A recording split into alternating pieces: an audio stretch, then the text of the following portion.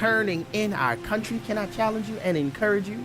If the Lord could grab a hold of us in our family, you would see the tide in our politics turn. The Hamilton Quarter, weekday afternoons at 5 Central on American Family Radio. This is American Family Radio, a listener-supported ministry of the American Family Association.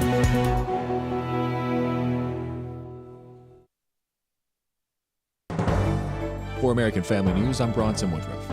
There could be a temporary pause in the fighting in Ukraine. Hungary's Prime Minister Viktor Orban is said to have suggested Russia may be open to it. Fox's Gernal Scott has more. Florida GOP Congressman Mike Waltz, President-elect Trump's soon-to-be national security advisor, said Orban's words in a meeting last week at Mar-a-Lago may warrant some consideration if it means an end to fighting. Look, if that is some type of ceasefire as a first step, again, we'll take a hard look at what that means. But Ukraine's ambassador to the U.S., Oksana Markarova, remains skeptical. Every time Russia is talking about some ceasefire, they align. Both were on CBS Face the Nation. Markarova says good faith from Russia is hard to accept after it destroyed lives and infrastructure in Ukraine. Boston police arrested a pair of drone operators for flying their device close to Boston's Logan International Airport. Here's Marianne Rafferty. 2 men are facing charges after a drone was flown, quote, dangerously close to Boston's Logan Airport. Police used advanced monitoring technology to track the drone's location and find its operators. Police say they were on a nearby island. Officers are still looking for a third person who took off in a small boat. The two were arrested on trespassing charges. More charges could be added. The incident comes amid growing concern over mysterious drone sightings across the East Coast. The FBI says it's been investigating hundreds of reports since mid-November. They claim many are manned aircraft and there is no current threat to public safety. The federal government is now sending New York a high-tech detection system to address the issue. Other states are also calling for more federal action. Lawmakers from both sides of the aisle are demanding the federal government release some information about the drones or shoot them down.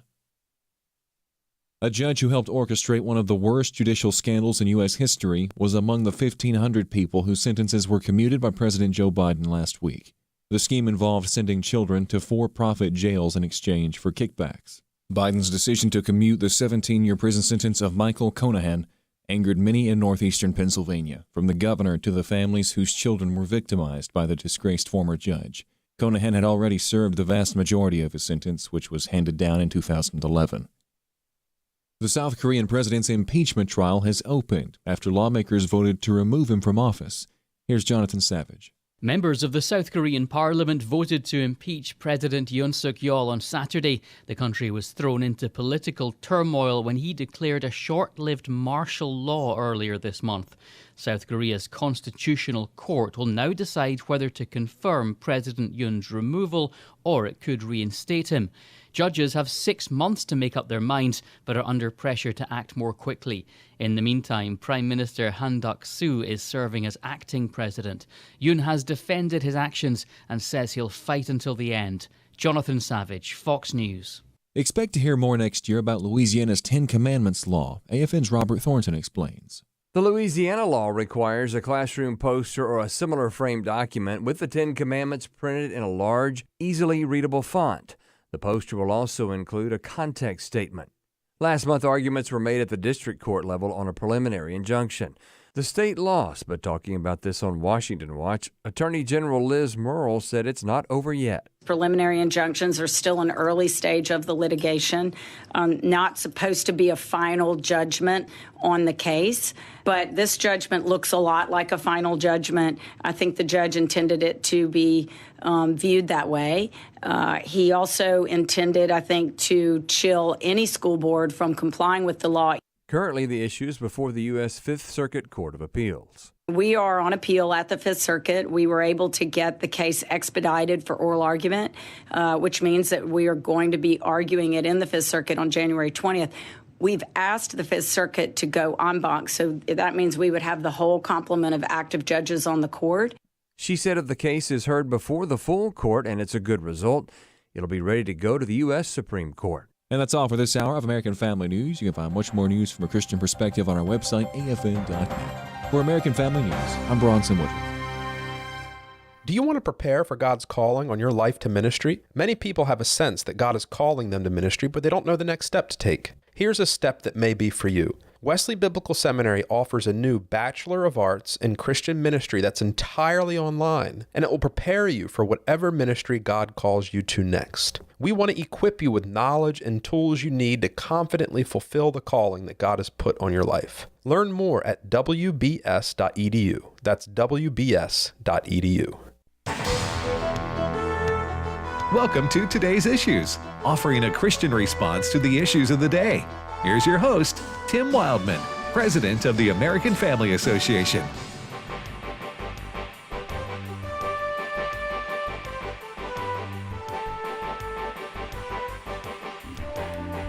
Hey, good morning, everybody, and welcome to Today's Issues on the American Family Radio Network. Today's Issues, the name of this program, and it is Monday, December the 16th, 2024. And joining me in studio is Fred Jackson. Good morning, Fred. Good morning, Tim. And Chris Woodward. Good morning. And Ed's off all week. Is that right? So Ed Battagliano for the Ed Battagliano fan club. Yes, Ed's off all week. He'll be back Friday for Trivia Friday. Okay, he'll be back Friday. So if you want to know, where's Ed? He's not watching his Boston Bruins. Yeah. They're not doing well at all. Oh, they're not doing well? No. Oh. So he's taken off this week. I guess mourn. Yeah, that's part of it. That's part of it. Mourn the fact that his team's season is over before it really ever began. I teased him last week. I said, "Are the Boston Bruins still in the NHL?" Oh, wow. Fred. Hey, listen, my team is just as bad. Just as bad. So Chicago Blackhawks, we're in misery. You're both suffering together. Yes. Huh? Yeah, I've actually changed jerseys. I'm cheering for Winnipeg these days. Oh, fair-weathered fan, are you? Yes. Enough of this. Hey, as a Mississippi State fan, football fan, I understand you're. Oh, okay. Yeah, so is what? Chris too. Yeah, and in my case, the Dolphins are terrible. Yeah, so your college and your pro teams are terrible. Yeah, I sometimes wonder. You get counseling for that?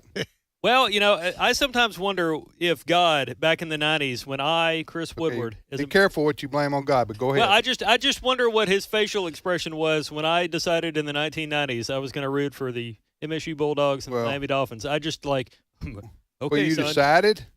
I was born this way. I have a choice. Most fans, your dads start taking you to the ball games when you're 5 years old, and then when you're 25, you figure out, hey, we're not Alabama. Yeah. So you're telling me I got a lifelong? Huh? Anyway, so you enjoy your 7-8 win seasons and move on to the next You sport. get moral victories every once in a while. Well, we didn't lose that bad. Right. All right, so we hope everybody had a nice weekend. Do you have a nice weekend, Fred? Sure did. Got a little wet here yesterday in our part of the world. Yep. And the leaves finally came off the trees. Yeah. We've had a weird fall here. It warmed up. I actually had blossoms coming out on some of the trees. Yeah. Like springtime blossoms. Yeah. So the trees really went nuts. Yeah. But the rain this weekend took all the leaves down. Yeah. So I'm celebrating. I can finally clean them up. Yep. Except when they get in the gutter. Yeah, no. The gutters. Yes. Well, we had our family. Ah. So, yeah, my wife's side. Okay. Of the family. You have to spread it out because. Yeah, we got all our family lives in North Mississippi, so but we had my wife's family sat over, and we have about a 2,500 square foot home, Okay. So, but we had 30 people packed in there. Now we have a patio too. Goodness. Yeah, it was a super spreader. No question about that. I mean, Dr. Fauci would not approve. And furthermore, I'll just say this: if they ever discover that butter is unhealthy for you, our family is doomed. Yeah. Because my wife, Allison, God bless her, she puts some lima beans in with the butter. Oh, yeah. Okay. It's a food group in the South. So Wesley's eating last night. He goes, man, these lima beans taste like dessert. And I'm going, that's because your mom put 6 sticks of butter Yeah. in there with You just went full Paula Deen. Yeah. Oh man. I don't know. Anyway, it's Christmas. It's Christmas. Yeah. Enjoy yourself. Just right? forget about it. You can worry about your belly in January sometime, right? Well, I made the mistake getting on a scale this morning. Yeah. Yeah. I'm already 3 pounds over. So it's a Christmas boom. No, I've got to do something about that. but you'll do it in January. Yes. Yeah. All right. I will use this opportunity to remind our listeners that in Nehemiah 8:10 in the King James and some other versions, it says, "Eat the fat, drink the sweet." So there you go.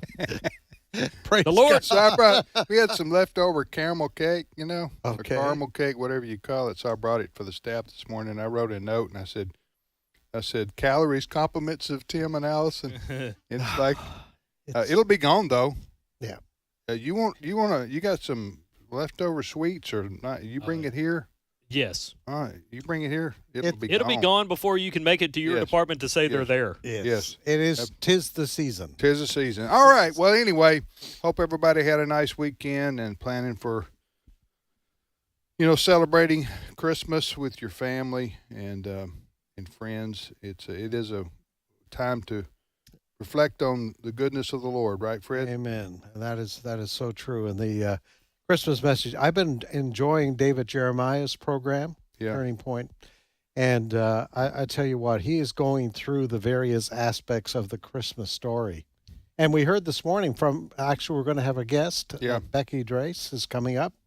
And she's coming up on our program to talk about a new book she has.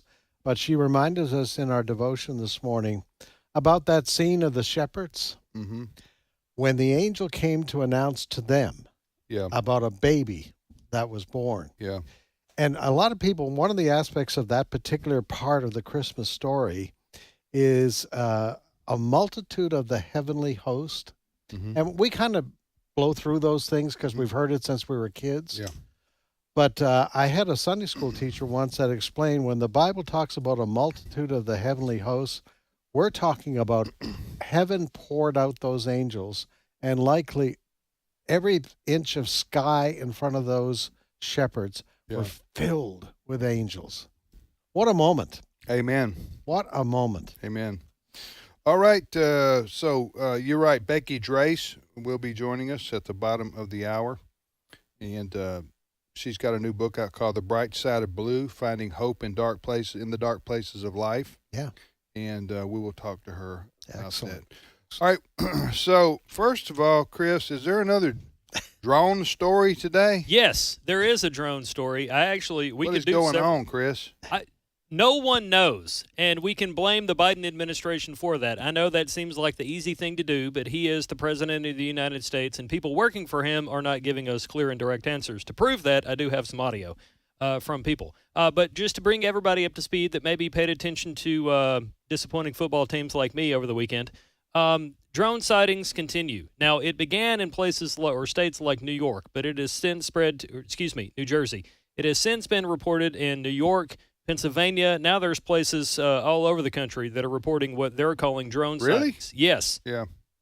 And Democrats are not happy with the lack of information from the Democrat in the White House, that being President Joe Biden. Let's begin with this one. This is Senator Richard Blumenthal of Connecticut. On Friday, he's very upset with the Biden administration for not saying more about all this. Clip 1. They should be shot down if necessary because they're flying over sensitive areas, whether it's planes that may be jeopardized or security at military bases, if only to tell the American people who owns them, who's flying them, what they are. The lack of information is absolutely unacceptable. All right. So again, the voice you just heard was that of Democrat Senator Richard Blumenthal. From what state? Connecticut. From Connecticut. And he's absolutely right. Now, just to review, this has been in the news now for 10 days? That's probably right. Going on 3 weeks, actually. Okay. So it was first reported as these mysterious, maybe they're drones flying overhead in parts of New Jersey, right? Correct. And that went on night after night after night, right? Mm-hmm. And so the FAA, Federal Aviation Administration, or the Biden administration, nobody is telling folks what is going on. Is that right? That is correct. And that goes then, and even a U.S. senator right there doesn't even know what's Who's going a member of the president's own party. Now, in an effort to do damage control for the White House, they decided to truck out there Alejandro Mayorkas. This is the same man who told us the border was secure and immigration is not a problem. Yeah. So Mayorkas in recent days went on television and said, don't worry about this. We're going to communicate with people about the drones. Clip 2. If we identify any foreign involvement or criminal activity, we will communicate with the American public accordingly. Right now, we are not aware of any. People aren't buying that. Well, here's the problem, Alejandro Mayorkas. If we identify if they are controlled by a foreign entity, well, people are saying, well, shoot one of them down. Yeah. And let's find out if it's the Iranians or the Russians or the Chinese. Right. Shoot one of them down. Right. I mean, there's no law for our Defense Department has to follow that you can shoot one of these down. And let's remind people, some of these drones are as big as cars. They aren't the little ones that you buy at Walmart, all right? Right, fly around in your backyard. Yes. And so this statement, this is the Homeland Security Secretary saying, we don't know. Well, find out. Yeah. You know, find out where it's coming from. And what people can't understand, and I think I mentioned it this week, if a Cessna 172 flies into airspace over D.C., Falcon fighter jets are told to get in the air, and if you can't talk to this guy, shoot the thing down. Mm-hmm. Now, we do that. Mm-hmm. But now these drones, these huge drones, are flying over a military base in New Jersey, and Mayorkas is saying, gee, we're not sure who's operating them. By now, like we said, this has been going on for 3 weeks. And you got our top defense officials. John Kirby, was the same. He's the national security advisor to the president, saying basically the same thing last week. You know, we're working on finding out where these things are coming from. It takes you 3 weeks. I know. This is crazy. It doesn't give you much confidence in our national security. No, folks, when you got this going on and you, I'm like you, just shoot one down and find out what's going on. Yeah. But they should be able to maybe they do know and they're just not telling us. Fox does have a story about that today. Yes. I mean, that sounds like Bigfoot sightings, but I'm just telling you, maybe this is our own United States military. Doing exercises, but nobody wants to say that. But if it's someone said maybe it's our military doing detection exercises. Mm-hmm. All right, just tell us that. Yeah, I agree. Just tell us that. I agree. But the only thing that makes me hesitant to say it is our military doing exercises of some kind, maybe on some kind of a new equipment that we don't want to announce to the world, is that why would you do it in the same place every night? Just after you know it's become a news story, a big news story like it is right now, don't do it anymore. Did it happen last night again? Oh, it's been happening, every night. So you're telling me you walk outside in New Jersey, I don't know what part of New Jersey. Is it near New York City? Yes, it is. Because one of the people interviewed this morning, and I know, Chris, you have this, is Jay Johnson. Yeah. He was the Homeland Secretary under Barack Obama. He lives in New Jersey. Mm-hmm. Yeah. He's been out taking his dog for a walk, in his neighborhood. Mm-hmm. And you can see these things. Okay, this is weird. Yeah, see, one reason why I am reluctant to believe it may be the military is because you have people like Senator Schumer out there in recent days requesting a 360-degree radar system for New York and New Jersey to detect drones.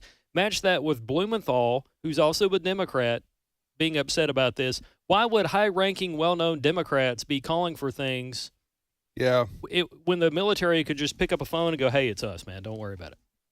Yeah, somebody knows who it is and who's doing. The other thing is the reason I ask how close it is to New York City. Of course, say New Jersey's close to New York City, but by close proximity, I'm talking about, let's say, 10, 15, 20 miles out. Mm-hmm.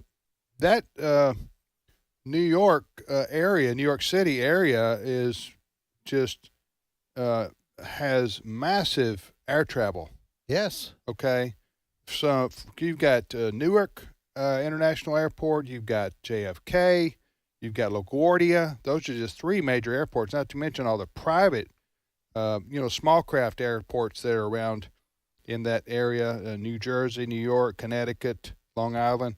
So I'm finding it hard. Somebody's seen these fairly up close, it seems to me. Well, and to throw a little bit more. How high are they? Do you know how high up they are? Easy to see. So maybe 1,000 feet, maybe a couple of thousand feet. But over the weekend, a couple of guys were arrested after their drones were seen in the vicinity of the Logan Airport in Boston. So they did catch two guys. One guy escaped in a boat, but they have two guys under arrest for flying their drones over the airport. So if the authorities in Boston can do this, why can't our United States military, arguably the best in the world, take one of these things down and then tell the people, hey, it's Joe Smith over there is running some of You know these. what, too? This happens when nobody's in charge.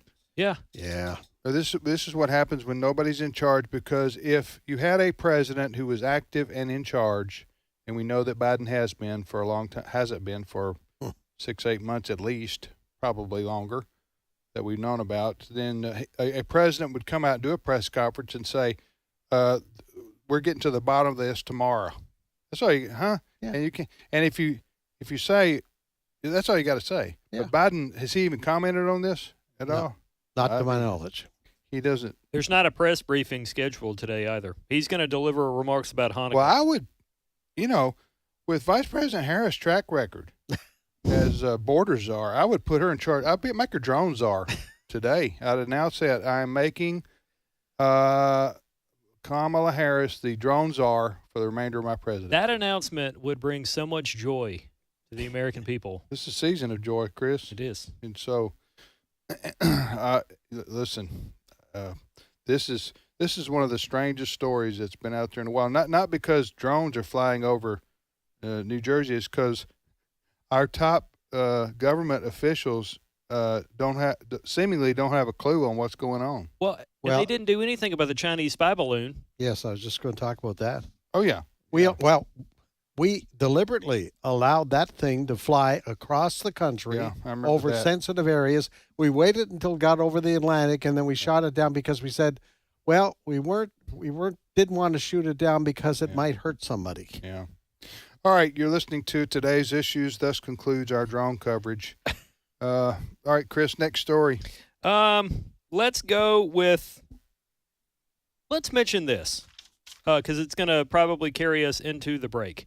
The famous Army-Navy game was over the weekend, and President-elect Trump, I should say, as well as Senator J.D. Vance, our soon-to-be vice president, were in attendance at a suite watching the game.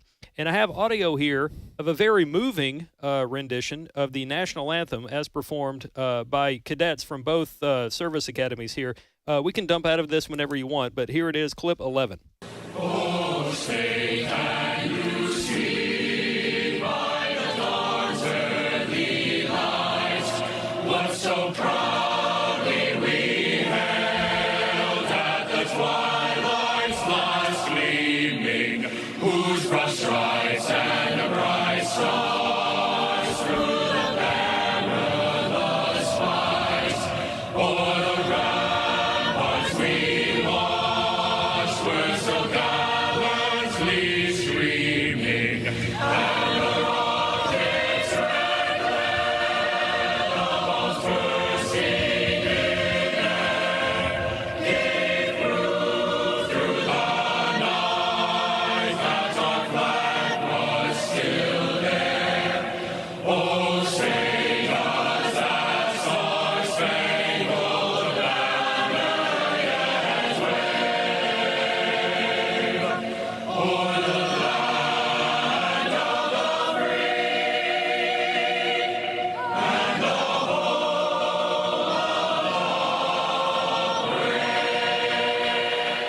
Wow, that was it was an Army-Navy game on Saturday. It was in where the Redskins play. Yes. Sometimes it's in Philadelphia. Normally it is in Philadelphia.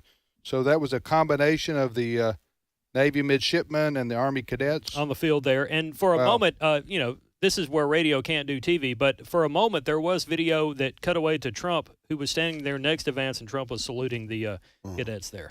Very moving moment, I think. It got a lot of reaction from people on X, formerly known as Twitter. A lot of people said it was very patriotic, we're winning, that kind of thing. I thought I heard them say, gave proof through the night that our drone was still there. but did I hear that wrong? Maybe I heard that wrong. Our drones were still there. Listen, that was very moving, and that's a wonderful game to watch because the pageantry there, the Army, Navy game I'm talking about. Interesting. So President Trump is there at the game in a suite, with the security and everything. He has to. He doesn't sit on the 45-yard line to get hot dogs delivered to him. So he's there with Vice President-elect Vance. Yes. And they had with them Daniel Penny. Daniel Penny. Yep. Daniel Penny, who was the Marine who was charged with manslaughter by the Manhattan District Attorney, Alvin Bragg. And he was, he's not guilty. Yeah, he was found. They had Alvin Bragg had given 2 charges: manslaughter and negligence. The jury could not come to a decision on the manslaughter, and so Alvin Bragg's team then said, "Okay, we'll just skip that. Let's go to negligence." And the jury was out for the grand total of an hour a week ago today, and they came back and said he's not guilty. So he was. So he was at the game at the invitation of Vice President-elect Vance. Elon Musk was there. Elon Musk. Tulsi Gabbard was there. Governor Ron DeSantis. Yeah, He's a Navy guy. Yes, Navy vet. So they were all there, I guess, together in Trump's suite. Yes, watching the ball game that Saturday afternoon. Well, but I thought it was very interesting that he would invite Penny. Yeah. Daniel Penny to the I think it's safe to say they share a common background when it comes to Alvin Bragg. True.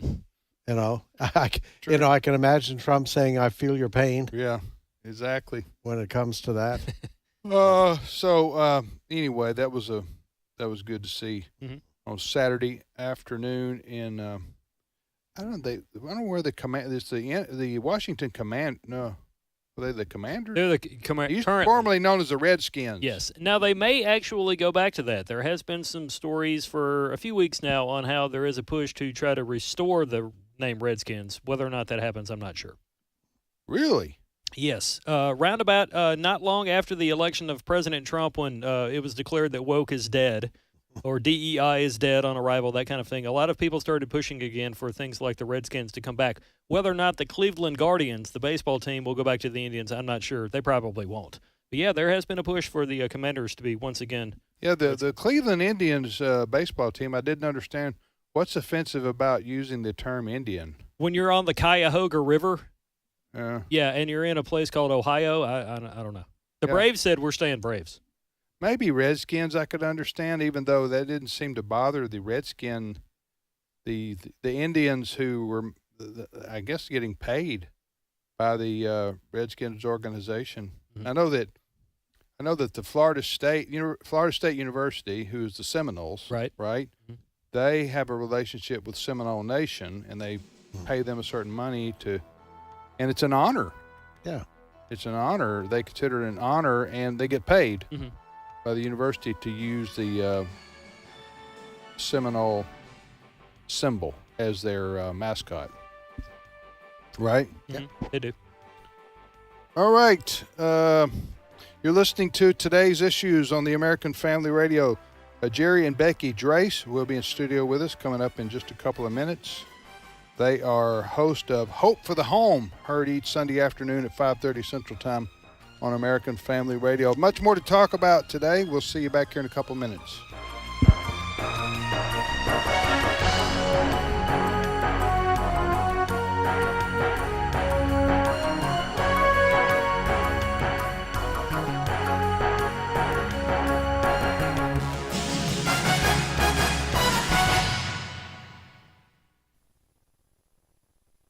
It's my turn.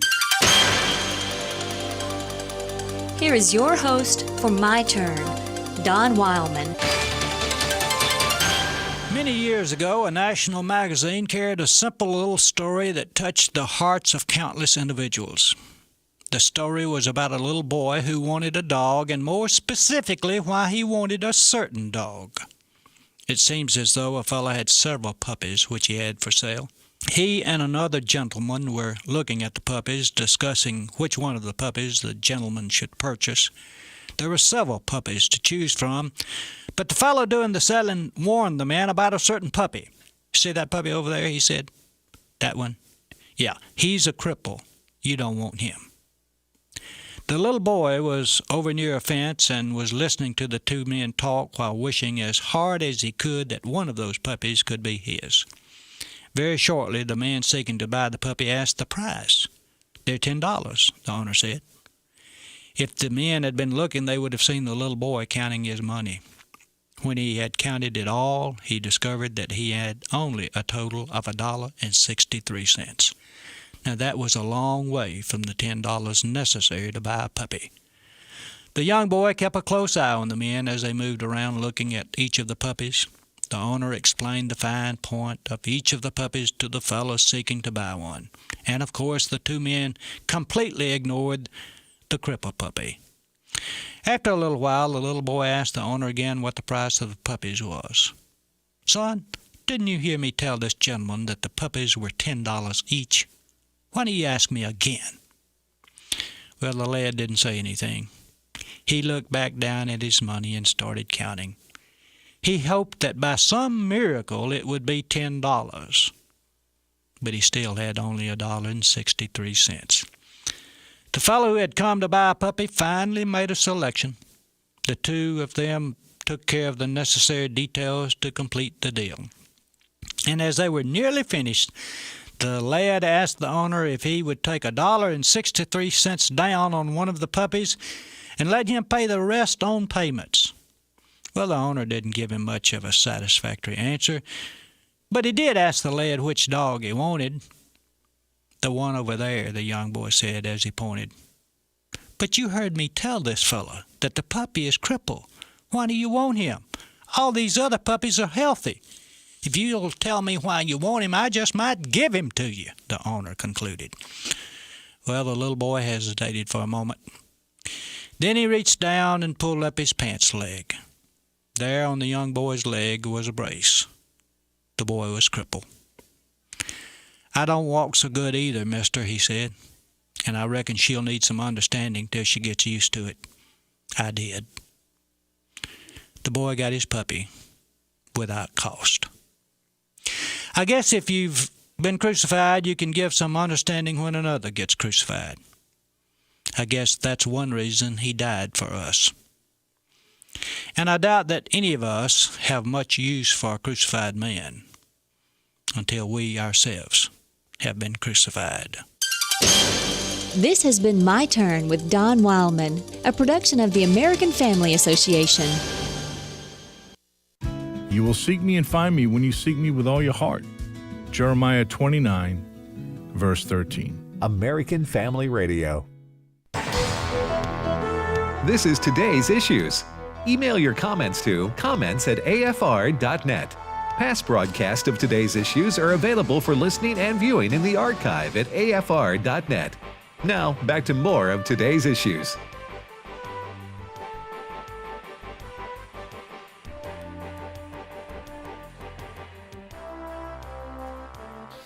Hey, welcome back, everybody, to Today's Issues on the American Family Radio Network. Tim with Fred and Chris. And as always, we thank you for listening to American Family Radio. If you want to send us an email, the address is comments@afr.net, comments@afr.net. Don't send us any negative emails, by the way. By negative, I mean criticizing us, because it's the Christmas season. And we don't need that, do we, Fred? That's right. That's right. You know. Always positive. So I would, Always positive. K-Love. Yeah. Positive and encouraging. That's what I call them. K-Love emails. That's all we want. Positive and encouraging. Again, you're listening to Today's Issues. So Tim, Fred, and Chris. And in studio with us now are our good friends Jerry and Becky Drace from the Jackson, Tennessee area. Good morning, Becky. Good morning. Good morning, Brother Jerry. Hey, buddy, how you doing?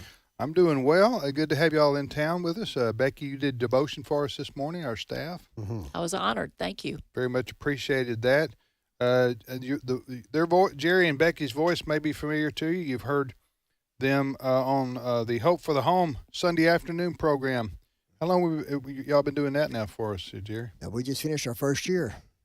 But yeah. The other one, we've been with you for 5 years. Yeah, the short feature. Yeah, the short feature, 5 years. But you've been doing the Hope for the Home half-hour show on Sunday afternoons for a year now. Where do y'all live? In Jackson? Mm-hmm. You live in Jackson, Tennessee. Jackson. Been there, how long y'all? 33 years. Are you both from there? Or? I'm from the area. Yeah, Jerry's dad pastored all around the area. So we his dad was pastor of my home church. So that's how we met. Okay. Yes. So God just foreordained that, brother. What? God just foreordained that? So you want to get into that, do you, Jerry? As a Baptist? Huh? I was going to say that. Let's skip that one. Moving right along. All right. So, Jerry, you and Becky were on the, I guess the evangelist. You were like a traveling evangelist, right? 38 years, full time. How long? 38 years. I had a great team that traveled with me, and Becky stood home and took care of the children. We lived in Jacksonville, Florida at that time for most of that. Then we moved back to Jackson, Tennessee. But for 38 years, I was on the road. Now, what was that like? Like, would you do like crusades or Yep, what? Crusades and revivals. And you know what, Tim? Revivals are a thing of the past with many churches nowadays. Well, then it morphed into Hope for the Home Conferences, which is a weekend conference for families, and that's basically where our program was born. Mm-hmm. Yes. Yeah, we went from the revival circuit, so to speak, and the crusades to, I wrote a bunch of pastors years and years ago, a lot of pastors, and said, what's the greatest need in your church? And the number one answer came back was, how do we minister to our families? They weren't asking about salvation. They weren't asking about building churches. How do we minister to our families? And Beck and I had just returned from a meeting with Dr. James Dobson out at Focus. And he had asked me, he said, Jerry, how many, quote, Southern Baptist evangelists are addressing family issues? I said, well, Dr. Dobson, I only know of two at this moment. He said, why don't you be the third?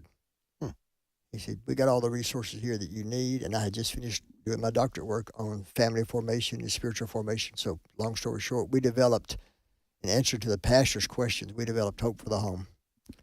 And out of that, we've done, what, 200 or 300 of those? Oh, wow. All over the country, huh? Yeah, all over the country. And several in Great Britain. We go in, spend Do they a week. understand you?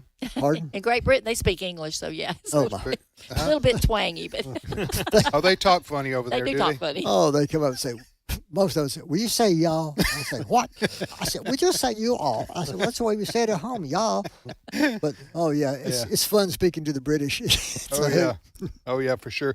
Okay, so Becky, you've got this brand new book out called The Bright Side of Blue, Finding Hope in the Dark Places of Life, forward by Mike Huckabee. And this book has just been released, right? Released publicly at your favorite bookstores and Amazon last Thursday on my birthday. Okay. So, folks, you need to get this book, Becky Drace, D-R-A-C-E. So, Becky, give us an overview. What is this book about? I'd love to. It actually was born from my first experience with a dip into the dark blue when our daughter graduated from high school and emptied out the nest. And honestly, I thought my mission was over. And then the Lord began to work with me, took me back into 1 Samuel, first chapter, which to me is the most complete picture of a depressive spiral of any character in the Bible, other than Job. Jerry likes Job, but Hannah, the mother of Samuel. I don't like Job, but anyway, go ahead. And Hannah, the mother of Samuel, was the model for me. And as I studied her thoroughly, I watched the progression down and the progression up. And so out of that was where my first Bible study was born. But then this time, 2 years ago, I was diagnosed with breast cancer.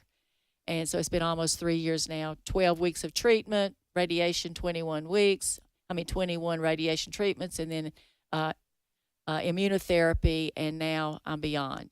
And I did not know at the time where that was going to take our family. I never had cancer in our family, never had a problem. And I know now, looking back, as we were walking down that long hallway going to my first chemotherapy appointment, I thought, Lord, again, are you done with me? Am I finished? And in my spirit, I said, Lord, if I'm gonna continue to be used by you, you need to show me how I can be a kingdom person. And when that door opened, I didn't have a clue. But the young nurse, I said, well, what do I do? And she said, well, just take a seat. And I said, well, where? She said, well, how about over by that lady over there? And I sat down by this lady, and I simply said to her, those are cute shoes. And from then on, we were locked into a discussion on cancer and treatment. And there was another young lady. In 12 weeks, the Lord brought me 12 individual ladies that I could minister to and showed me how to develop a text group. And now that's morphed into 25 or 30 different ladies over that period of time. And so the Lord indicated to me, you never lose a place to serve if you just make yourself available. A simple servant who's available and obedient is all that's required. So out of that experience, Jerry said, Beck, why don't you write your story? Write your journal. Right. And so I began to write the journal, and out of that developed the manuscript. I submitted it to the publishing house, Morgan James Publishing Company out of New York. And they said, Becky, this is really good. However, not everybody has breast cancer. And so why don't you explore some other avenues, some other challenges? And so Jerry and I discussed it, prayed about it, and I just threw it out there to a bunch of people. And I said, would you write your story? And so they wrote stories, submitted them to me, and I brought it down to 10 other individuals with different stories in life. And so it's not all cancer. There's stories in there of young couples who've gone through divorce, remarriage, abuse, rape, loss of loved ones, long-term health care, just cruising through with not really a deep dip, but some were pretty deep and inspirational. To me, my goal, Tim and gentlemen, I feel like I'm surrounded by, male mental people who are radio savvy. Giants. But anyway, giants. But anyway, I really wanted the book to be a book of encouragement and hope. And you used that word earlier, encouragement. And that's the key word for me, encouragement and hope. Because honestly, sometimes people get stuck along the way. And what might seem to be a minimum challenge might develop into something more deep and hard to get out of. And so my goal is that. I had a lady 2 weeks ago tell me, she said, she texted me, and she wasn't one of my members on the group. She just texted me randomly, and she said, I just need you to know that reading whatever chapter it was that she read, she said, it's exactly what I needed this day at this time. And she said, my day was different after reading that chapter. So if you know somebody that's going in depression or despair, or they're going through some hard time in their life, whether it's sickness or, like you said, loss of a family member or whatever divorce, whatever the case may be, this is a book that will help them. This is a book that will encourage them and give them God's perspective on life, right? Yeah, and actually, I was telling someone earlier that every single story, every person's story points back to one focal point, and that's refocusing on Christ and how he can move you back from any stage of life, any challenge of life, back into his presence and move you through that. May not make it easier, and it may get worse, but he will move you through. Life, to me, is a journey. It's an eternal journey. Right. But there's paths along the way, and those paths can be deep, they can be high, they can be rocky, they can be challenging. But focusing on Jesus, to me, with every one of the stories, and I didn't put that in there. I let them write their stories. Yeah. And every one of them. But yours is in here too. Oh, mine is in there too. Yeah. And the thing in one of the last chapters of the book is the process that you go through when you're having struggles like this. There's a process. And I put that in the book as well. The title of the book is The Bright Side of Blue, Finding Hope in the Dark Places of Life by Becky Drace, D-R-A-C-E. Where can you get this book? Well, you can get it at your favorite bookstores, right, or on Amazon, or you can contact us directly at Hope for the Home on our website, hopeforthehome.org, or you can contact us through our email at hopeforthehome@juno.com. And, we'll be glad to. I have some personal copies available too. So either way, But All you right. can go to your favorite bookstore. Fred? Yeah, I guess this is what you were just talking about. I guess chapter 20, where to find what you need. Talk a little bit about that. Well, to me, like I said, the main focus is finding Christ in your life. And sometimes when people get into a challenge, they dip so low that they put him on the back burner. And so I think first, reestablishing your position in Christ is vital. But then there are so many wonderful resources available. And I never underestimate the importance of suggesting that you find a good counseling staff. Make note, good counseling. Christ-centered is the best. And sometimes that's the place people can go to start. I've had several people, not just in the book, but in just general conversations, tell me how valuable their counselor is. I met with a young lady this past week, and she said, I've been in counseling now for 3 years. I don't intend to stop. I said, there's no need for you to. If this is what is helping you to recover from where you were to where you need to be.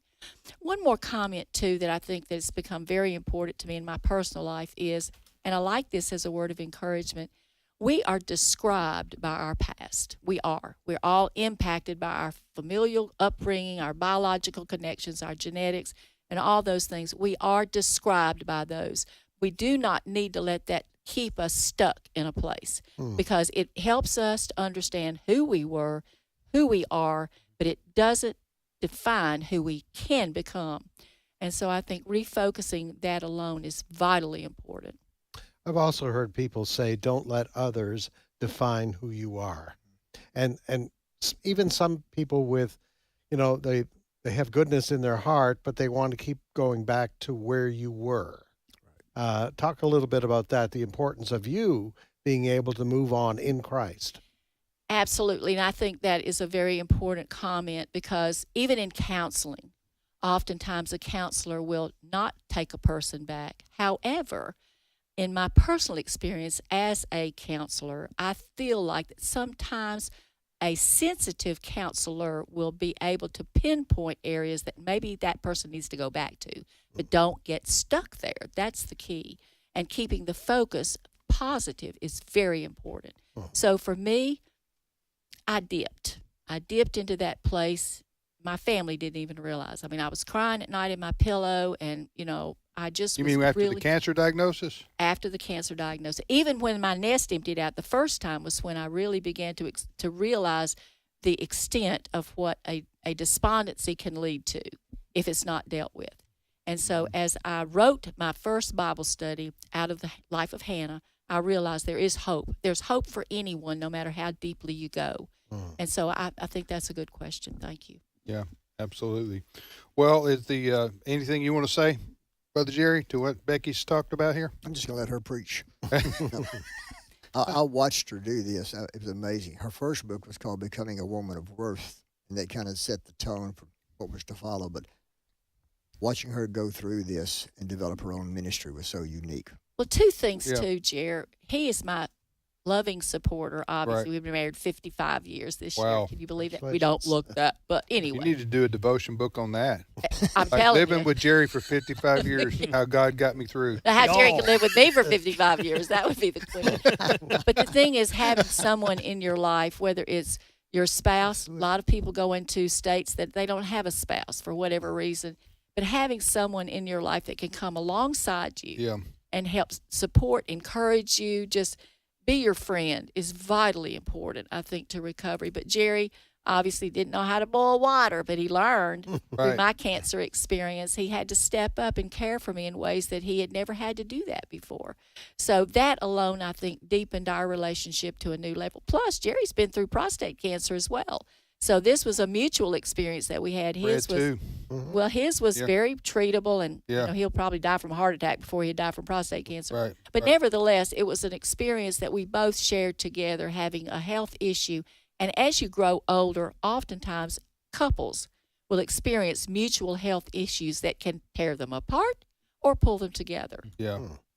Well, one chapter in this book that is, to me, one of my favorites.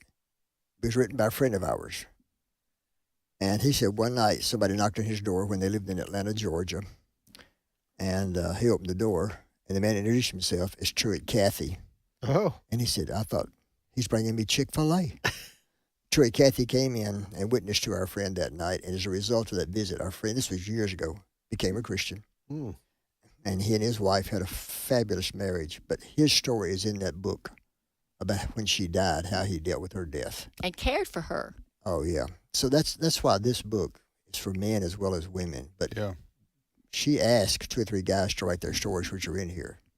She mentioned the young lady who was assaulted when she was a child and never even brought it up to her mind. She's hidden it all these years when Becky had been her counselor. So when Becky asked her to write, she told Becky, she said, for now 30 years, this brought things to mind. It was so therapeutic for her. It was just a release. Her word was liberated. She said, I felt liberated from emotions that I had held to my chest and nobody knew. The breast cancer treatment center in Memphis liked it so much, they bought a good quantity to give to their patients. And so did the Kirkland Cancer Center in Jackson. Come with the book? The book. Yeah. So organizations can buy quantities of them. And I sincerely mean, I told Becky, I said, I wish I had a means of putting one of these books in the hands of several thousand pastors so they could look at it, order some, and give it to the people in their church. It's just, it leads them through that, see. The back of the book says, hope and faith are essential for the journey of life. And amen to that. Amen to that. And the book is titled The Bright Side of Blue, Finding Hope in the Dark Places of Life. Forward by Mike Huckabee. The author is our guest, Becky Drace, and her husband, Jerry. They're in town with us to visit today. And all right, lady and gentlemen, thanks so much for stopping by. I know y'all going to go record with Pastor Joseph in just a minute. And thanks for having us, by the way. You're welcome. And Hope for the Home. What's this weekend's coming up next Sunday? Do you know what the show? Y'all done that yet? Yes, we recorded it. What's that show about? It's dealing with stages of depression. Okay. Of depression? Depression. Okay. We're doing a series now for senior adults that we're going to evolve into marriage questions, from divorce to teenagers to children. So we're finishing with how to deal with. Why do Christians go through depression though? That seems like contradiction. It does, doesn't it? You've heard people say, well, if you're a Christian, you shouldn't be depressed. And I want to say, are you saved? Have you ever gone through a state of depression? So I take them always to the book of Job. And so she takes them to Hannah, but yeah. I was just kidding earlier about not liking the book of Job. I'm just saying there are parts of the Bible that you don't like to read necessarily, but benefit you spiritually. So, I know. And the story of Job is one of them. But sure is. But anyway, you're right. And well, I thought we were through with this conversation, but I want to ask you about depression. I know maybe you're not an expert on this, Becky, but there is what's called. I knew a person one time who was a friend of mine, and they said I learned they were going through what's called clinical depression. Yes, absolutely. Okay, so, and I was ignorant at the time. They told me they're going through of what it was. I just thought you're blue. Your team lost, or I don't know. You're depressed, and you'll get over it. So snap out of it. Well, sometimes I always think assessment is very important. What? Assessment? Okay. Because there are people who are clinically depressed. The key to that, to me, though, is once you're assessed, is getting with the proper treatment pattern. Because I would never say, don't go on medication. There are, some people need medication. Well, there's a series of thoughts out there. Chemical imbalance. Yes, and it can be. But being assessed by a professional caregiver is very important. Right. And then, as a professional counselor, I've seen this happen often. When you are given medication, sometimes it takes adjustments on different kinds of medications and the longevity of how long it takes for it to kick in and begin to be beneficial for you.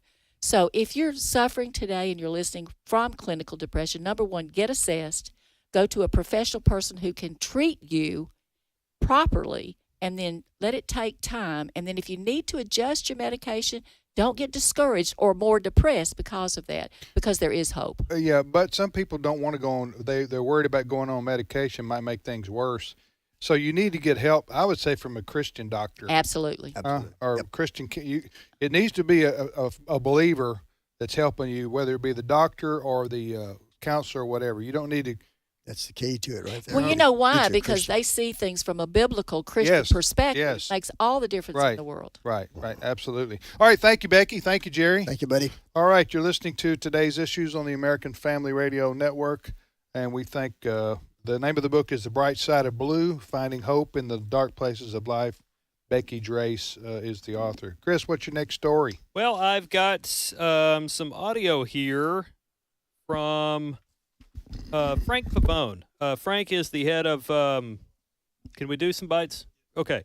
We're talking about Attorney General Ken Paxton. He's in the news because Attorney General Ken Paxton of Texas is suing a doctor in New York State for giving the abortion pill or pills to women in Texas. Attorney General Ken Paxton says this is illegal in the state of Texas. I'm coming after you even if you're not in my state.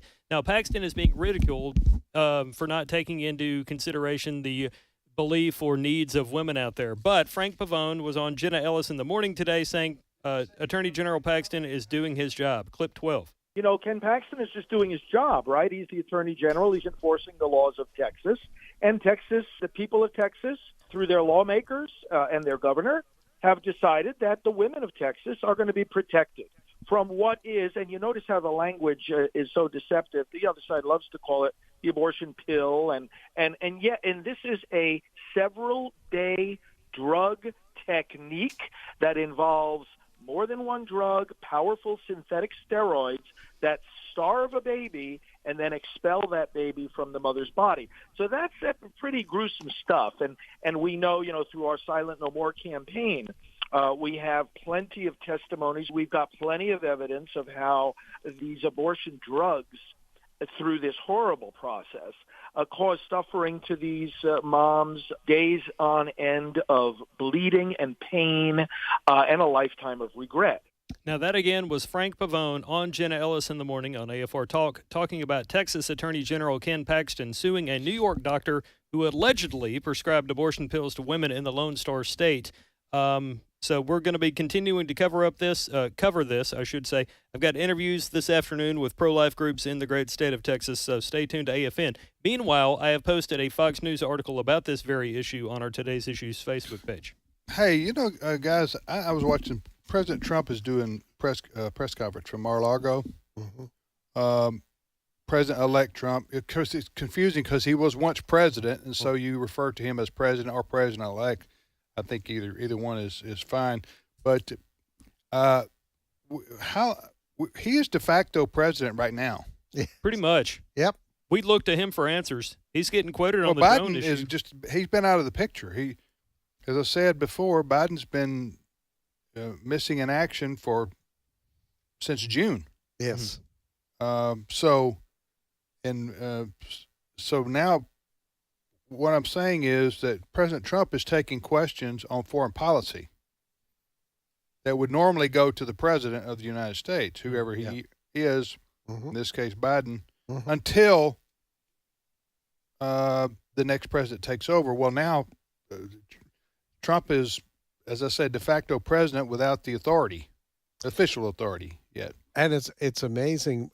Last weekend, not this past, but the weekend before, he went to Paris for the reopening of the Notre Dame Cathedral, and Joe Biden did not go. Jill Biden did, but the pictures coming out of that ceremony there about 10 days ago, he was presidential there. The world leaders were coming up to him and wanting to meet him, and he held private meetings with some of the world leaders. So you're exactly right, Tim. It seems already that he is now started his second term early because Joe Biden is nowhere to be seen. And that's almost literal. Yeah. President Trump now is commenting on he demands government transparency on the mystery drones. Yes. Which, by the way, President Trump has a home and a residence, I should say, the golf course there that he owns, Bedminster, I think is the name of it. Mm-hmm.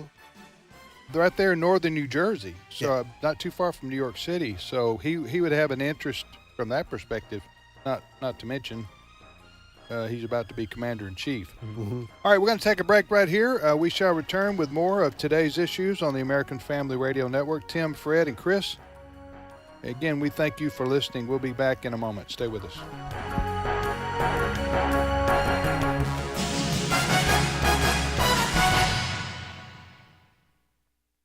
The views and opinions expressed in this broadcast may not necessarily reflect those of the American Family Association or American Family Radio. Faith, family, freedom. American Family Radio. The Stand provides a Christian perspective on current issues that are important to your family. Produced by the American Family Association, this monthly magazine is full of articles and stories about people who are making a difference in their community and around the world. Sign up today and receive a free 6-month subscription. Visit thestand.net or call 1-800-326-4543. This is American Family Radio, a listener-supported ministry of the American Family Association.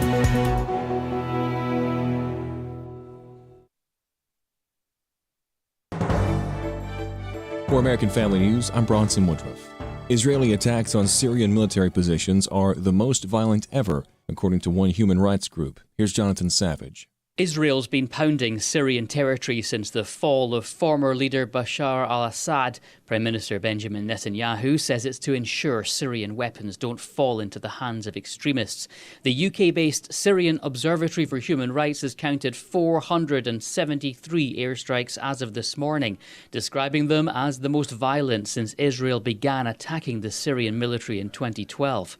The observatory says the targets included air bases, radar systems, weapons and ammunition warehouses. Israel said Sunday it'll close its embassy in Ireland after that country joined in accusations that the Jewish state is committing genocide in Gaza. The decision to close the embassy came in response to what Israel's foreign minister has described as Ireland's extreme anti-Israel policies. In May, Israel recalled its ambassador to Dublin after Ireland announced, along with Norway, Spain, and Slovenia, it would recognize a Palestinian state. Back here in the U.S., Congress is struggling to pass a new funding deal that would prevent a government shutdown this week. South Carolina Congressman Ralph Norman said on Fox he believes they should pass a short-term bill to keep things funded until President-elect Donald Trump takes office. They're like children in a candy shop. You don't give them any more money or funding. You put it into January 21st when President Trump will deliver on everything that he has said as he has before. Congressman Norman said he doesn't trust the Biden administration with any more spending. Congress has until Friday, December 20th to pass a funding bill. Congress continues to push for more transparency from the White House regarding alleged drone sightings over the East Coast. Fox's Madeline Rivera reports at the White House. Senior administration officials, they maintain that these reported drone sightings, they don't pose a public safety risk or are a national security threat. Yet just on Saturday, Boston police arrested 2 people after a drone was spotted flying dangerously close to Logan International Airport. DHS and FBI officials are urging people to stay calm. They say most of the sightings are actually of manned aircraft. They've been comparing the reported sightings with the flight patterns from busy airports, and they say the tracks in a majority of these cases match. Still, they confirm some of the sightings are in fact drones, and they want Congress to help them address the issue. A group of New Jersey mayors and lawmakers called for a response from the federal government in a press briefing, with Representative Chris Smith promising to introduce a bill in Congress that would allow local law enforcement to shoot down such drones and objects at their discretion if necessary. The U.S. and its allies are commemorating the 80th anniversary of World War II's Battle of the Bulge. Fox's Kristen Goodwin has more.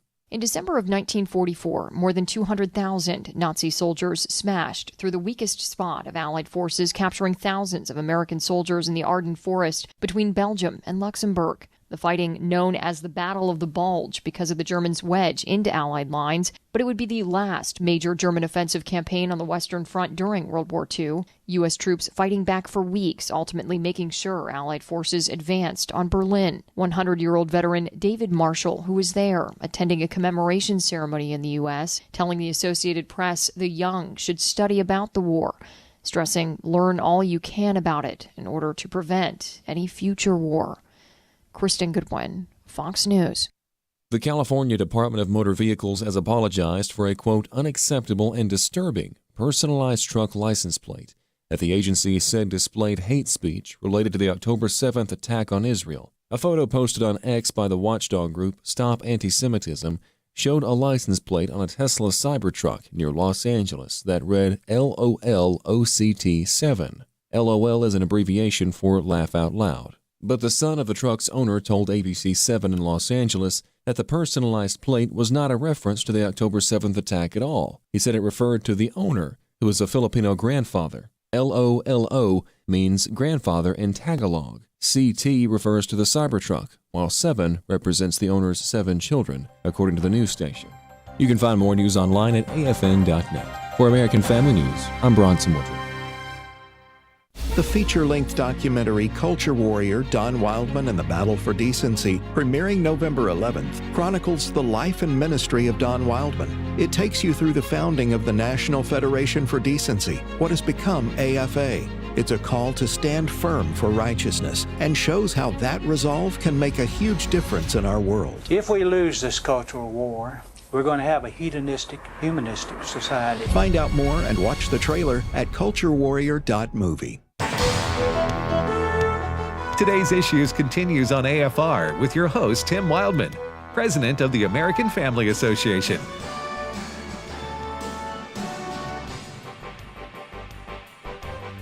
Hey, welcome back, everybody, to Today's Issues on the American Family Radio Network. We'll be here for the next 24 and a half minutes. Thank you for listening to AFR. Monday, December the 16th, I'm Tim with Fred and Chris. Steve Paisley Jordahl is not able to be with us today. But Steve will be back tomorrow, hopefully.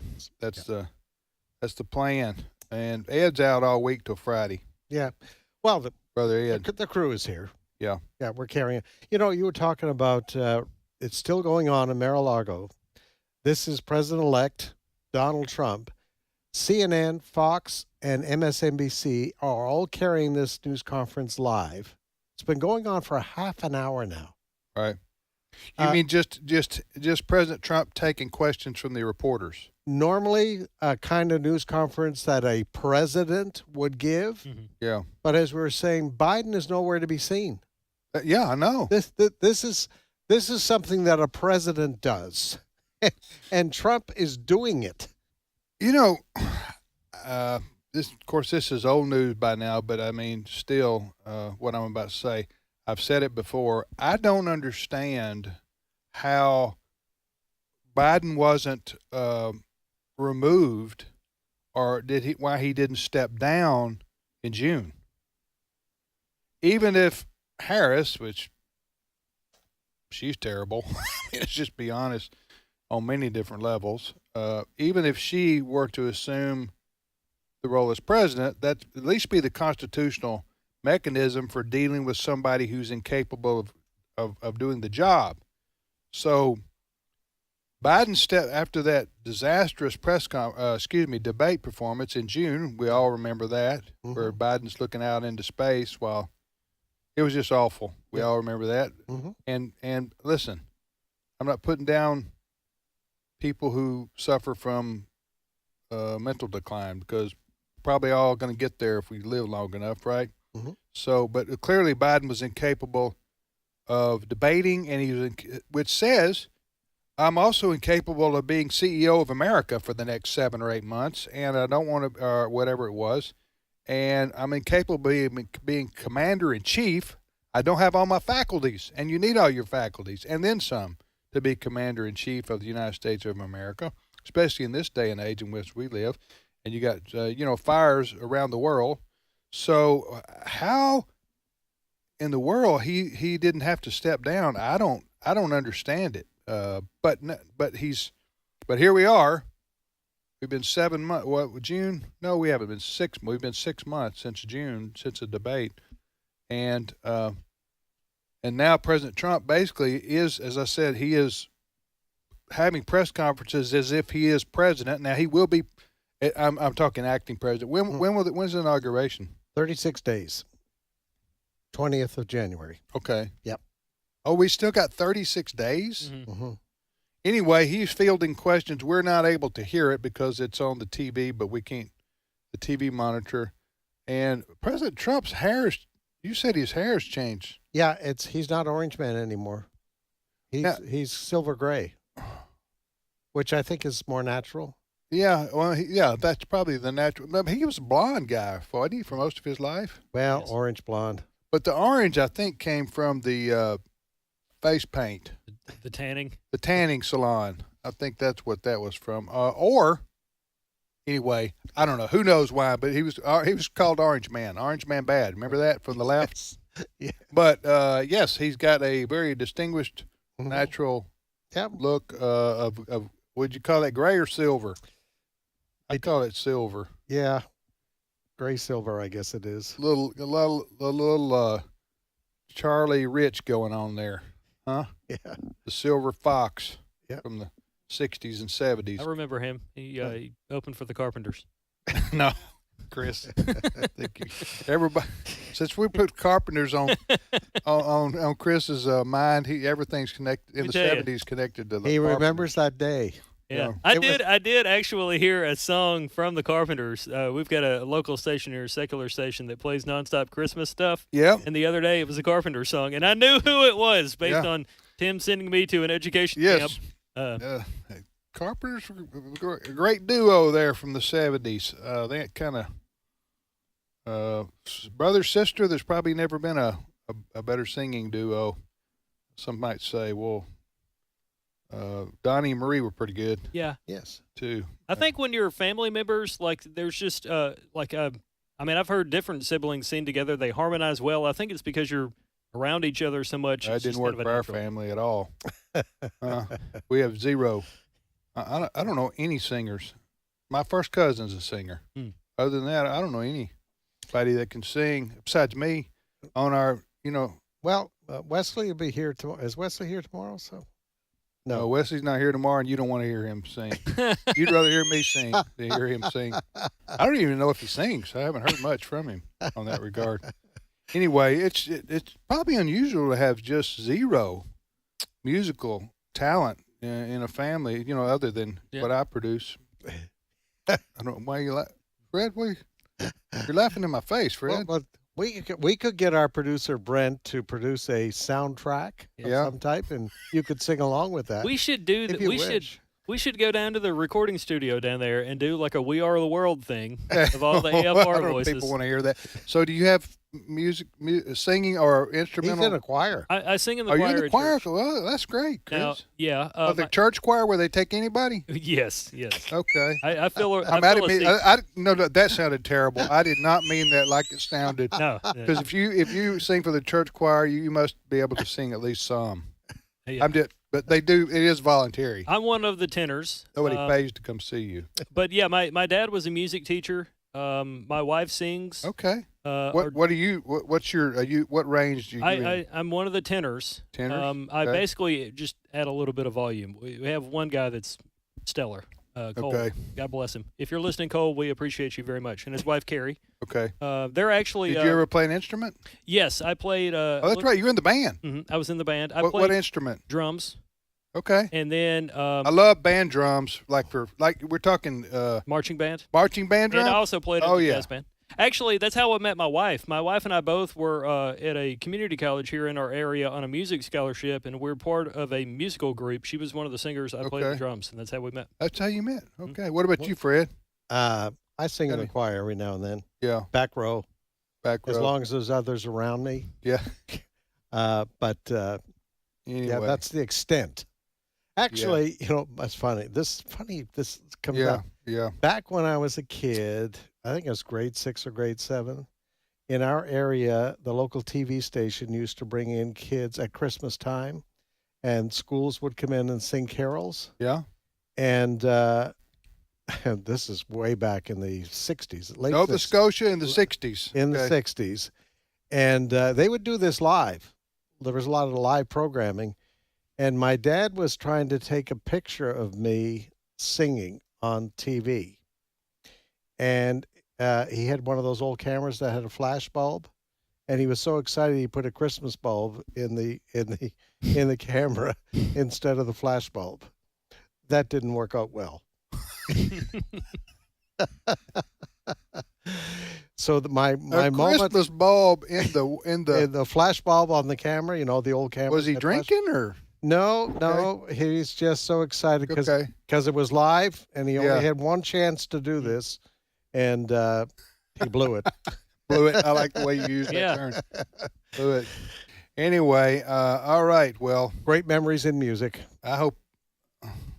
Yeah, we all enjoy Christmas music, don't we? Absolutely. Yeah. Absolutely. Is there a favorite? What's your favorite? Christmas music? You mean a style, or what are you talking about? Just what's one that you always kind of kick off the season with? Oh, well, I like smooth jazz Christmas music. Yeah. That's my favorite. That's more instrumental. Our church had their Christmas program, our choir, yesterday, and I want to say they did a fantastic job. Yeah. And it wrapped up with a Hallelujah chorus. Oh, yeah. I love that. Yeah. Incredible. Absolutely. It was wonderful. You better have some singers if you're going to go down that path. Well, we do have That's some more singers. than that's a little bit different than just singing away in the manger. No. You're going for Handel's Messiah. It was excellent. It really was. Yeah. Very thankful. I enjoy my favorite one, and I always this is my first one I generally listen to on Black Friday. Although I do listen to Christmas music from time to time throughout the year on days that are just really rough, news days. Yeah. But my favorite one is Neil Diamond did a cover of Oh Holy Night back in the very early 90s. Yeah, he's Jewish. Yes.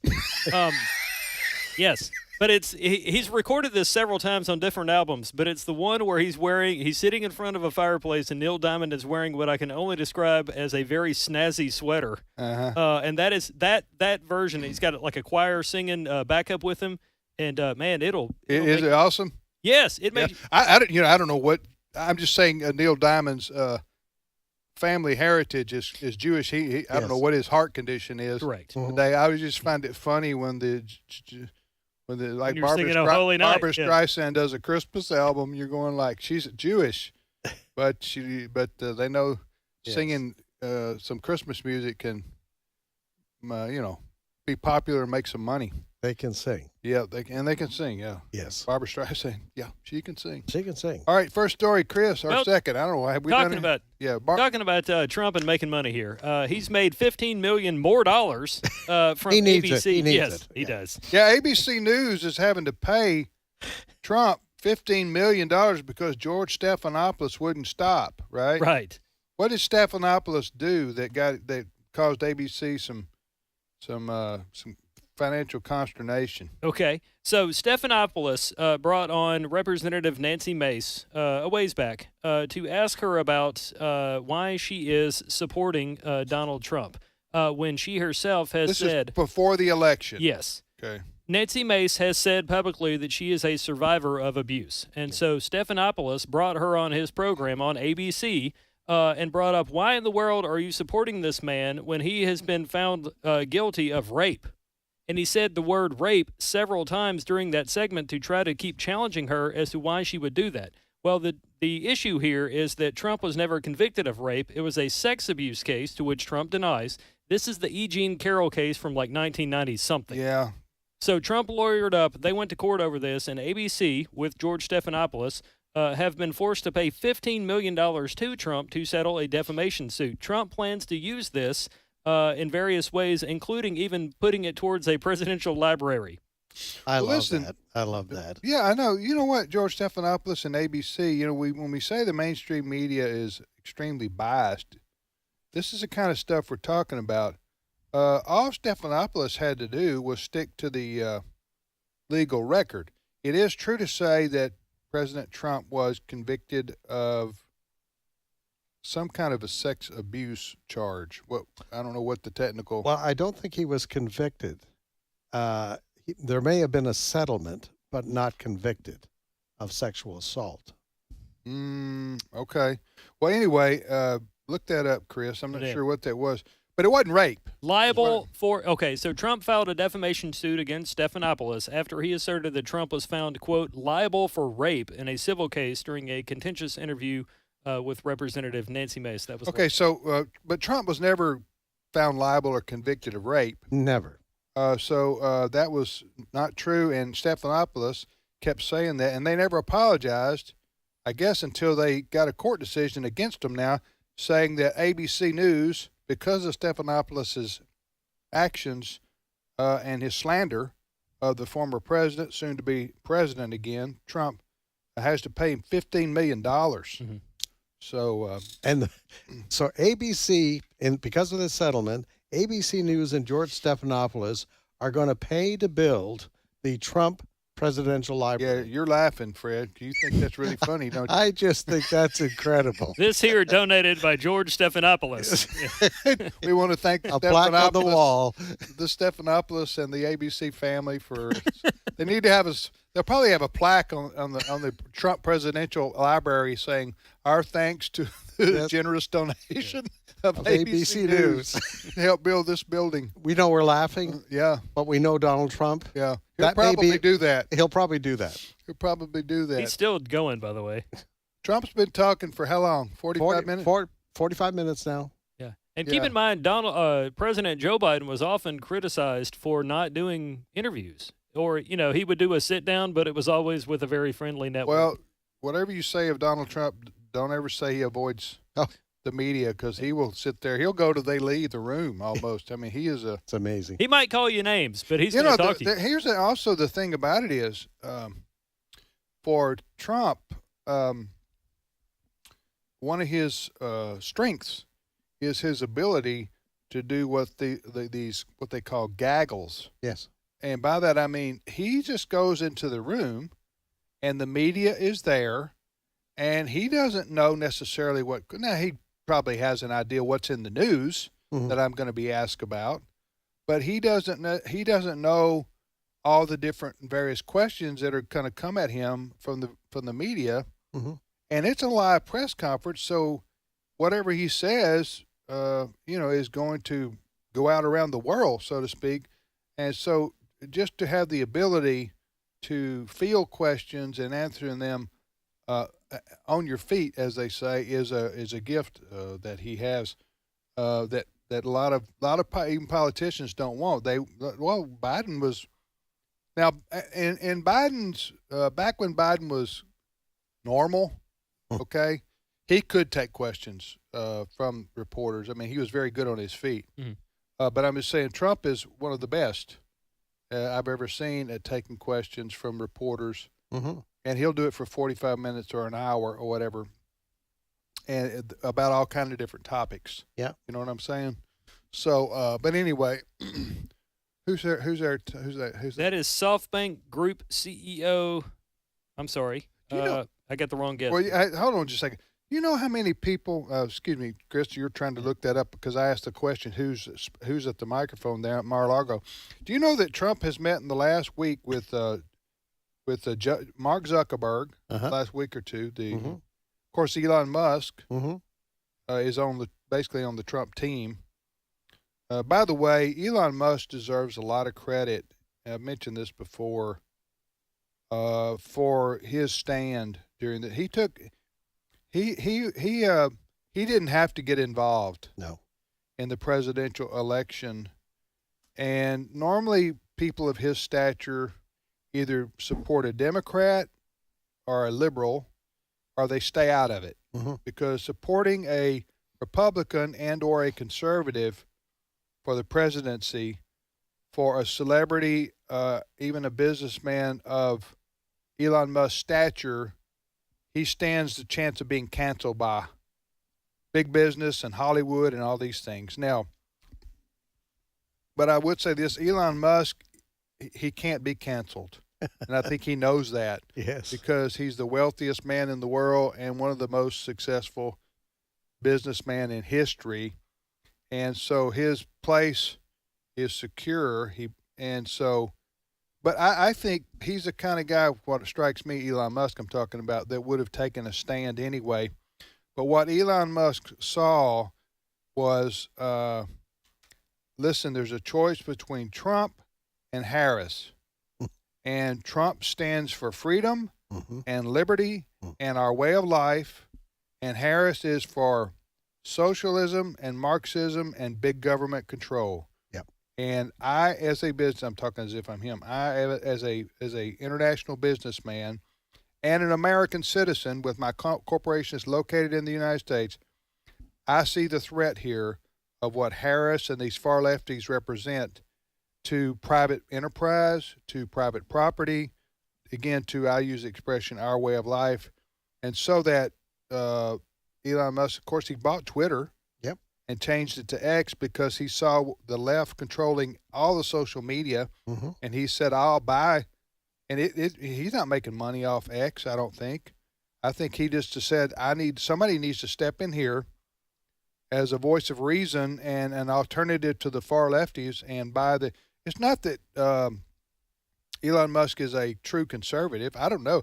I haven't seen him take a test on all his beliefs, but he is fairly conservative. Yes. Okay, on his when it comes to freedom of speech, he's very very pro-American. Mm-hmm. Okay, very constitutional. Mm-hmm. So, but I think he deserves a lot of credit, and I'm sure President Trump has thanked him for his involvement here in the presidential election when he didn't have to. Yes.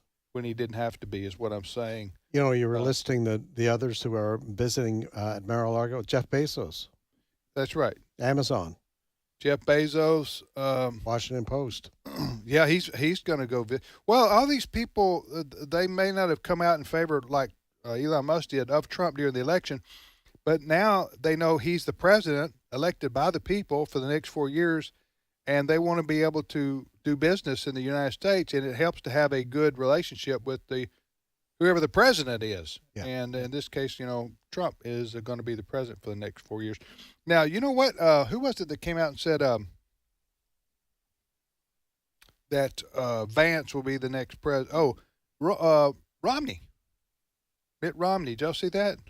There was something, yes, on Fox. Mitt Romney, the senator from Utah. Oh, yeah. He predicted J.D. Vance will be the 2028. Well, of course, he's been he and Trump have been at odds for a long time. Yes. But he said he thinks that J.D. Vance will be, when Trump's can only serve one term, right? Because he's already served one term, so this would be the second one. But I guess that Romney is saying watch for the emergence of J.D. Vance as one of the leaders in the party and the administration, because he's set to become, when this term is over, this next 4 years, that Vance will be the GOP nominee. That makes sense because he's a VP, right? Oh, absolutely. But it's kind of interesting. I'm not sure if Romney has a problem with DeSantis, because a lot of people think DeSantis has a good potential to be on the ticket. Well, it could be J.D. Vance and Ron DeSantis. That could be Can you imagine? Kind of a dream team there. Ohio and Florida. Republican has ever won the White House without winning Ohio. Yeah.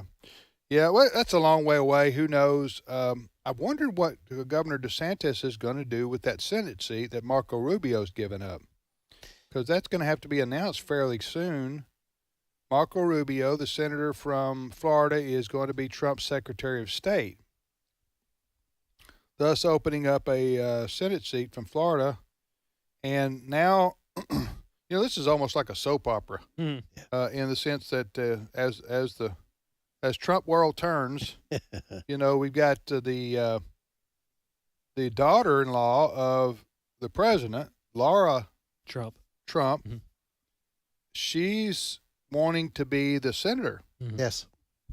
From Florida that takes over Marco Rubio's. I guess he has 2 years left in his term. He does. So. Yep. But so in this case, President Trump would be leaning on Governor DeSantis to appoint his daughter-in-law to be the senator from Florida. Yep. Right? Yep. Now, but she has just stepped down. She does have some leadership qualities. At the RNC. She's just stepped down from the RNC. But that'll be interesting to see, because what will DeSantis do? Because I'm wondering, and I don't have any inside knowledge on this, I'm wondering if you're Ron DeSantis, maybe you want to be the senator. You want to run for Senate in 2 years, because his governorship will be up. He would have served 8 years as governor of the state of Florida. I'm talking about Ron DeSantis. So does he want to be the senator? Because, you know what I'm saying? I don't know. Yeah. I don't know we'll probably learn that in the next few days. Yes. What's going to happen there in the state. Or does DeSantis have somebody else in mind that he wants to appoint to take Marco Rubio's place instead of Laura Trump? Or maybe he'll appoint her. Yep. And interesting times. Maybe he'll do some kind of art of the deal with Trump and get promised something in his administration. Mm-hmm. So we, as I say, that's why it's as Trump world turns here, going forward. Well, hope you have a great day, everybody. We'll see you tomorrow.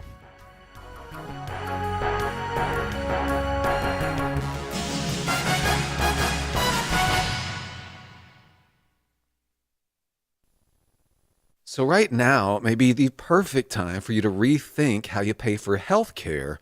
And here's why. This time of year is decision time for a lot of people, but it's also when you can join MediShare and save even more than